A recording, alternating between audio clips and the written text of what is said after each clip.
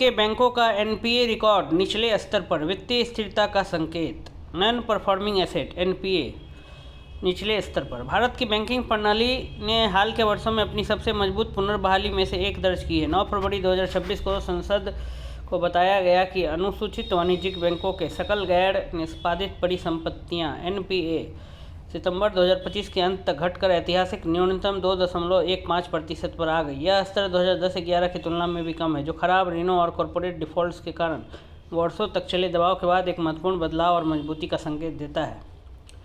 NPA क्या है और इनका महत्व क्यों है? गैर निष्पादित परिसंपत्तियां एनपीए वे ऋण होते हैं जिनमें उधारकर्ता 90 दिनों से अधिक समय तक मूलधन या ब्याज का भुगतान नहीं करता। उच्च एनपीए बैंकों की लाभप्रदता को कमजोर करते हैं और नए ऋण देने की क्षमता को सीमित करते हैं।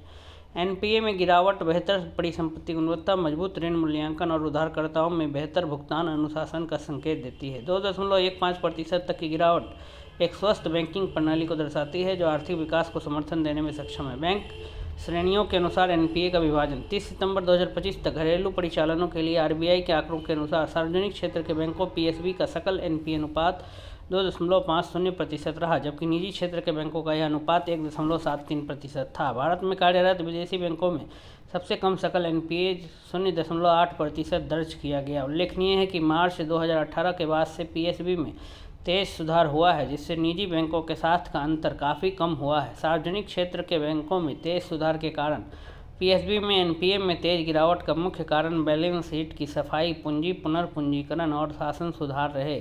सरकार के अनुसार बेहतर लाभप्रदता और मजबूत पूंजी स्थिति ने बेहतर ऋण प्रथाओं का समर्थन दिया। एनपीए में कमी से प्रावधान प्रोविजनिंग की आवश्यकता भी घटी, जिससे बैंक मुनाफा और ऋण देने की क्षमता सीधे तौर पर बढ़ी।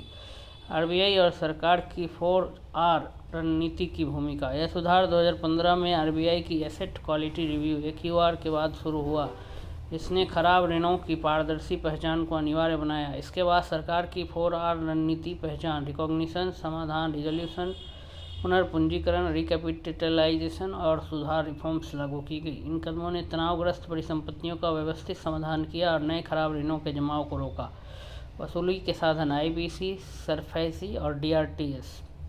बैंकों ने वसूली के लिए ऋण वसूली न्यायाधिकरण डीआरटीएस, सरफेसी अधिनियम और राष्ट्रीय कंपनी विधि न्यायाधिकरण के माध्यम से दिवाला और शोधन अक्षमता संहिता आईबीसी के तहत मामलों जैसे कई तंत्रों का उपयोग किया। सरकार ने कॉर्पोरेट दिवाला समाधान प्रक्रियाओं को तेज करने के लिए आईबीसी में संशोधन का प्रस्ताव भी रखा, जिससे वसूली के परिणाम और मजबूत हुए। स्लिपेज अनुपात में सुधार और भविष्य का दृष्टिकोण। स्लिपेज अनुपात, जो नए एनपीए के जुड़ने को मापता है, पिछले 6 वर्षों में लगातार बेहतर हुआ है, खासकर पीएसबी के लिए। कम नए खराब ऋण और बेहतर क्रेडिट निगरानी का संकेत देता है। सुधारों के साथ मिलकर यह भारत के बैंकिंग क्षेत्र में दीर्घकालिक स्थिरता का मजबूत संकेत है।